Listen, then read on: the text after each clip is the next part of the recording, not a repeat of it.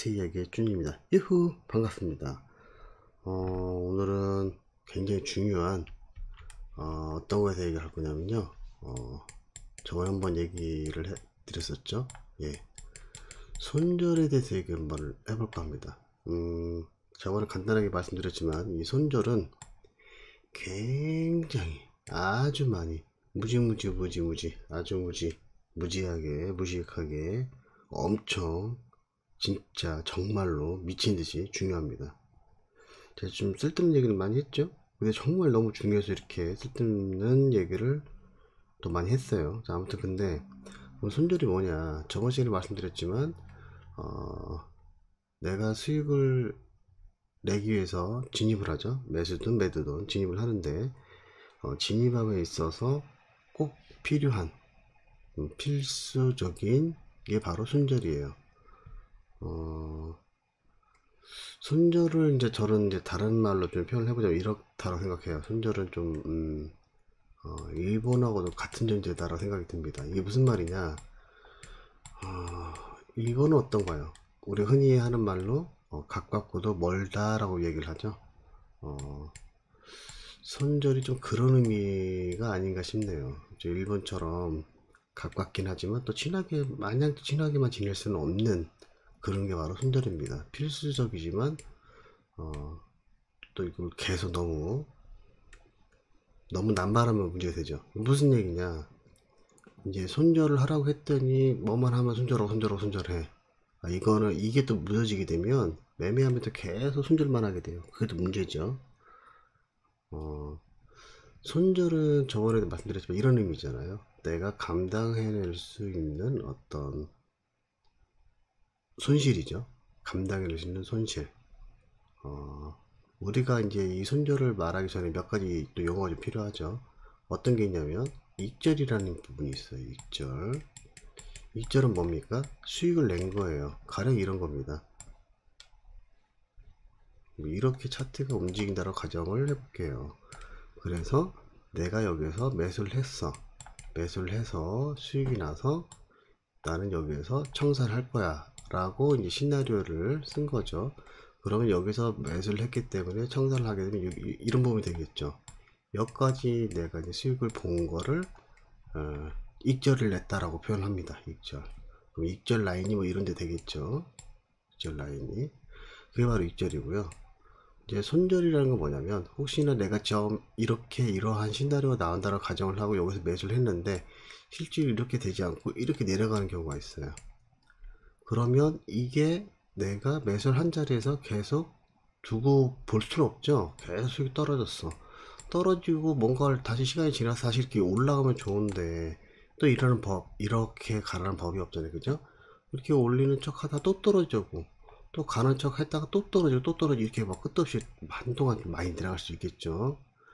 자, 이런 거를 막고자 손절하는 겁니다. 그러면 내가 매수를 여기를 했으니까 이러한 파동을 돌파하면 안 되겠다, 약간 정도까지를 두겠다, 이게 바로 이제 손절 라인 되는 거예요. 내가 여기까지를 감내하는 거죠. 이만큼 가격대를 이만큼까지 내리면 오케이, 그러면 내가 손절하겠다, 이렇게 할 수 있는 거고요. 그러면 이렇게, 그러니까 우리가 이제 손절을 잡는 거는 더 이상 추가적인 손실을 막고자 함인데, 그게 아니라 손절이 없다 이런 분들 매매하시면 큰일 납니다. 손절이 없는 분들 매매하시면 안 되고요. 이제 FX는 가령 손절을 봤어. 그러면 추가적으로 더 하락할 가능성이 높으니까 어줍지 않게 조정을 줬을 때 이런 자리에 또 추가적으로 매도 들어가야지, 이렇게 할 수가 있거든요. 그래서 그렇기 때문에 이 손실이라는 부분이 단순하게 손실만 보겠다가 아니라 얘가 뭐를 또 가져다 주기도 하냐면요, 시나리오를 수정하게 도와주기도 해요. 시나리오를 수정하게 도와주기도 한다는 거죠. 그렇기 때문에 손절이 또 필요한 거예요. 처음에는 이런 거 있잖아요. 내가 이렇게 내렸을 때 이 정도쯤에 매수를 하게 되면, 이런 자리에서 매수를 하게 되면 그 다음부터는 이 정고점을 돌파할 가능성이 높다라는 개념으로 이제 손절을 잡은 건데, 손절을 잡았을 때는 그러니까 시나리오를 끄집어낼 때는 당연히 어디까지 손절을 잡아야겠다, 이게 들어가줘야 돼요. 이게 무슨 말이냐면, 사실은 이제 진입과 동시에 손절을 잡아야 된다는 얘기입니다. 엄청 중요하죠. 손절을 언제 잡는다고요? 진입과 동시에. 자, 그러면 이 진입은 그냥 무조건 막 나오는 게 아니잖아요. 진입을 하려면 어떤 게 필요해요? 시나리오. 그렇죠? 시나리오가 나와줘야지만 진입을 할 수 있고, 진입과 동시에 손절을 잡아야 된다, 이런 얘기입니다. 그죠? 시나리오가 나오지 않는데 진입을 한다, 이거 잘못된 거예요. 지금처럼 이런 거죠. 그러니까 다시 한번 말씀드리지만, 이러이러한 첫 번째 시나리오 이렇게 나왔고, 두 번째 시나리오는 이렇게 될 가능성이 높으니까, 그죠? 여기에서 매수를 하고 손절이 당하면, 손절이 당한 자리에서 몇 가지 파동을 본 다음에 추가 매도를 들어가든지, 아니면 추가 매도를 들어가려고 준비를 하려고 봤더니 여전히 이러고 있다, 이럴 수 있죠. 네. 차트는 지 맘대로입니다. 단지 우리가 높은 확률을 가지고서 이러저러한 시나리오를 끄집어내는 걸 뿐이죠. 그래서 손절이 필요한 거고요. 어떤 분이 이런 분이 계셨어요. 아니, 이상하게 내가 진입만 하면 차트가 반대로 간다. 그런 분들 진입하시면 안 되죠. 왜 그런 걸까요? 시나리오가 안 나와줘서 그래요. 시나리오가 나와주면 여기에서 다시 수익을 낼 수도 있고요. 시나리오가 그러니까 한 개, 두 개만 나와서는 안 되겠죠. 보통 이제 3개 정도 나와줘야 되고, 최소 2개 정도 나와줘야 우리가 진입을 할 수 있는 거예요. 이 2개도 지금 당장 제가 막 이렇게 그렸지만 사실은 차트가 이렇게 또 올라가진 않죠. 분명히 또 이렇게 내리는 것처럼 이렇게 지저분하게 올라갈 수도 있단 말이에요. 무슨 얘기냐면요, 제가 다시 한번 그려볼게요. 자, 방금처럼 그리자면 이렇게 있다가 이렇게 올라간다 라고 했는데, 그래서 이런 자리에서 매수해야지 이랬단 말이죠. 그리고 손절을 뭐 이렇게 잡아야지 이렇게 했죠. 자, 그건 뭐예요? 손절을 잡았다라는 건 이만큼까지 내려와서는 안 된다라는 개념인 거잖아요. 근데 제가 차트는 이렇게 그리긴 했지만, 실제로 차트는 이렇게 하고 꼬리만 살짝 건들고 또 이러고서 내리는 척 했다가 올리는 척 했다, 이렇게 해서 돌파할 수도 있어요. 제가 이 모든 걸 생략하고 이렇게 쭉 올렸다라고 그린 거일 뿐이지, 실제 차트는 이렇게 가지는 않죠. 물론 갈 수도 있겠죠. 이게 왜 이렇게 급하게 갔어? 와, 급하게 가면 보통 또 탈이 나죠. 그래서 보통 또 이렇게 급하게 내려온단 말이에요. 자, 아무튼 방금 한 얘기는 논의를 하고, 어쨌든 손절을 잡았다라는 건 이러이러한 이렇게 해서 이러고서 하필이면 이 정고점 돌파하느냐, 뭐 그럴 수 있잖아요. 그죠? 저번 시간에도 말씀드렸지만 차트가 항상 밥상을 차려주진 않아요. 우리가 차트를 좀 어떤 확률적 높은 시나리오를 가지고서 매매를 해가는 거지 밥상을 차려주지 않는단 말이죠. 자, 아무튼 이런 상황인 건데, 만약에 첫 번째 시나리오 이런 식으로 해서 올라간다라고 첫 번째 시나리오였고, 그렇죠? 두 번째 시나리오는 만약에 이 손절 라인을 건들면 어떡하겠느냐라는 거잖아요. 그죠? 그럴 때는 아까 얘기했지만, 이게 뭐 이렇게 바로 빠졌다가 다시 올렸다가 올린 척에다가 다시 힘이 딸려서 내려갔다가 이런 전저점 또 돌파하고 또 올리지 못하고 또 떨어지고, 그러다 보면 또 이런 식으로 갈 가능성이 높죠. 이런 흐름이라고 했다고 치면 한동안은 좀 많이 내려갈 거예요. 아무튼 그러면 이 손절 라인을 건드렸기 때문에 바로 손절을 하자마자 바로 추가 매도가 들어갈 것이냐, 아니면 어줍지 않은 조정이 왔을 때 이런 자리에서 매도 또는 이런 자리에서 매도를 할 것이냐, 이런 어떤 시나리오가 나와줘야 된다는 거죠. 무슨 말씀이 이해되셨어요? 그래서 시나리오가 나와서 이렇게 매도가 들어가고 또 이렇게 매도가 들어갔다라는 건, 이 매도가 들어간 과 동시에 뭘 잡으셔야 돼? 또 손절 잡으셔야 돼. 위쪽에 잡을 수 있겠죠. 여기서 매도 들어갔어. 그러면 요 정도는 돌파하면 안 된다. 여기서 매도 들어갔어. 그러면 또 요 정도는 돌파하면 안 된다. 이런 손절 라인들이 존재를 해야 돼요. 만약에 상승을 해야겠다는 일반 같은 시나리오 나왔는데 불구하고 그렇지 못하고 일단 내려왔어. 손절을 좀 받겠죠, 당연히. 자, 그 다음에 두 번째 올라오는 거에서 다시 매도를 했어. 또는 여기서 매도를 했어. 뭐 이럴 수 있죠. 그래서 두 번째 시나리오 이렇게 바라보고 있었던 건데, 만약에 두 번째 시나리오인 이런 시나리오에서도 이걸 건드려? 또는 얘를 건드려? 나는 올라와서는 안 된다는 선이라고 생각을 하고 손실을 걸었는데도 불구하고 건들리면, 보통 얘네들은 어떻게 하는 게 정상이냐? 이럽니다. 이렇게 보합이 오거나 혼조세가 와요. 그 다음에 다시 올리든지 내리든지 결정을 하게 될 거예요. 차트가 이래요. 그래서 이 보합이 오는 게 또는 혼조세가 오는 게 어떻게 올지는 아직 아무도 모르죠. 이전에 이런 걸 알 수 있는 방법이 있긴 한데 그거는 이전에 이런 여기서부터 왜 이렇게 손절이 당했는지 이러한 흐름들을 읽을 줄 알아야 그 다음에 이렇게 대응이 되는 거예요. 정상적인 흐름이라면 보통 손절을 2번 내지 3번을 보게 되면요 매매하시면 안 됩니다. 근데 그 다음부터 이렇게 오는 건 어떻게 합니까? 어떻게 하긴요, 이 차트 버리면 돼요. 한동안은 이렇게 정신이 없을 가능성이 높으니까 버리면 되고요. 다른 차트 보시면 됩니다. 차트가 한두 개 있는 건 아니잖아요, 그죠? 이런 거에 목매지면 안 돼요. 그리고 또 손절을 보신 분들이 또 어떠냐, 손절 또 안 보신 분들이 더 문제죠. 손절을 보신 분들은 그나마 나아요. 손절을 안 보신 분들은 어떠냐면 뭐 예를 들어서 이건 차트를 보고 얘기를 해볼게요. 뭐 예를 들어 볼게요. 내가 만약에 지금 이거 전저점 맞죠? 물론 이전 흐름의 차트를 좀 보게 봐야 되는데 보여진 상태에서만 말씀드려 볼게요. 이렇게 해서 뭐 소파동으로도 한 번 깨고 2번 깨고 3번 깨고 오케이, 조정적이고 정상이네, 이렇게까지 봤어. 그래서 기다리고 있는 거죠. 어떨 때까지 전저점을 돌파하고 나는 뭐 예를 들어서 가령 이런 데서 매수하겠다, 매수했어요. 그래서 운이 좋게도 이런데 정고점을 돌파하고 이런데 청산을 했다고 가정을 해보자고요. 잘했죠. 정말 잘한 거예요. 근데 제가 이런 자리에서 매수하는 거 사실 좀 추천하진 않습니다. 이제 그 이유는 나중에 한 번 말씀드리겠지만 추천하진 않아요. 여기보다는 좀 더 안전한 자리라면 이런 자리나 또 뭐 이런 자리 정도 되겠네요. 하여튼 왜 이런 자리가 1번이고 2번이라 치면 왜 1번, 2번이 더 좋은지는 다음에 한번 말씀드리도록 하고요. 아무튼 내가 여기서 진입을 했어. 그럼 손절을 뭐 이거를 깨는 건 말이 안 된다 싶어 손절을 잡았다고 가정을 해보자고요. 뭐 좀 더 밑에 잡을 수도 있고.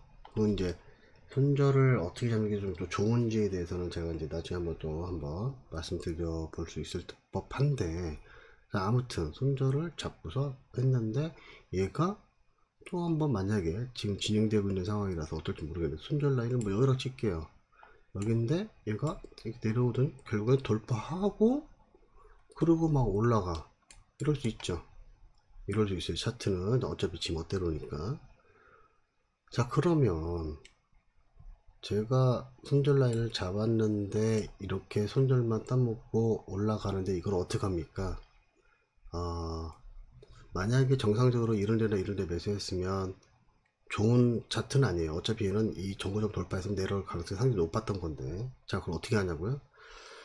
그것도 나중에 설명 한번 드리고 얘기가 길어지니까. 아무튼 여기서 들어갔다고 가정해 볼게요.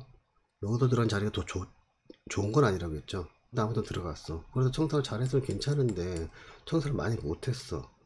그러고 나서 또 며칠의 시간이 좀 지나서 나중에 봤더니 손절만 따먹고 그 다음에 그냥 올라가서 뭐 이런 정거적을 돌파하더라. 그럴 수도 있죠. 뭐 안 그럴 수도 있고.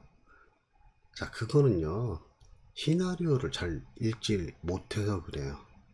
시나리오를 잘 읽지 못해서 그렇습니다. 근데 나는 시나리오를 정상적으로 잘 읽었다. 그래서 상승할 가능성이 높다고 보고 판단하고 뭐 이런 데서 내가 매수를 한 거다. 그랬으면요, 이렇게 내려왔다라고 하면 이거는요, 내게 아니에요. 내게 아닌 것 같고 미련을 가질 필요는 없습니다.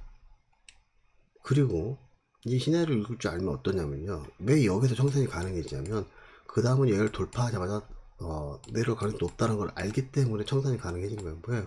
근데 모르다 보니까 뭐예요? 버티죠. 버티고 만약에 내가 여기서 매수를 했어. 그 매수한 라인에서 생각을 하죠. 어차피 손절 라인은 여기니까 좀 더 버텨볼까? 이거 내려올 때, 자, 상식적으로 뭐 누군가한테는 상식이 아닐 수도 있겠지만, 자, 상식적으로 어떠냐면, 자, 이렇게 되는 겁니다. 자, 이거는 이제 개념일 뿐이에요. 차트가 올라가고 있어요. 자, 근데 이번에는 내가 개미가 아닌 세력이라 생각을 해볼게요. 세력은 세력인데 어리버리한 세력도 아니고요. 똘똘한 세력으로 볼게요. 자, 근데 어떤 세력? 자, 매수 세력이라고 볼게요. 당연히 매수 세력이겠죠. 여기에서 많은 돈을 투자해서 가령 이해는 좀 FX를 안 하셨으면 이해가 안 될 수도 있지만, 자, 만랏 정도를 매수를 했다고 생각을 해볼게요. 만계약을 집어넣었어요. 그래서 쭉 상승을 하겠죠. 상승 쭉 했는데 아직 내가 세력인데 청산을 안 했어요. 청산을 안 했는데 세력에는 크게 두 가지 세력이 있잖아요. 그죠? 어떤 세력도 있어요? 네, 매도 세력도 있죠. 매도 세력. 자, 매도 세력도 있는데 이 매도 세력이 내가 갖고 있는 자금보다 더 많은 돈을 집어넣은 거예요. 뭐 가령 만낫이라고 했으면 여기서는 5만 낫을 정도를 넣었다고 가정을 해볼게요. 5만 낫을 집어넣었어요. 매도 세력이 5만 낫을 집어넣었으니 하락을 하겠죠. 하락을 한단 말이죠. 자, 그래서 우리가 이렇게 매도 세력이 원래는 이제 저번 시간에 얘기했던 게 이렇게 상승을 하다 내려오게 되면 이걸 뭐라고 그랬냐면 조정이라고 했어요. 그죠? 처음에 매수 세력 입장에서는 이게 조정일 것이다. 조정은 조정일 뿐이니까 좀 더 시간이 지나면 다시 탄력받고 이렇게 올라가지 않을까라고 이제 기대치를 갖고 있는 건데, 사실 그렇지가 않은 거죠. 그렇지 않다면 어떻게 돼요? 차트가 더 내려오게 됩니다.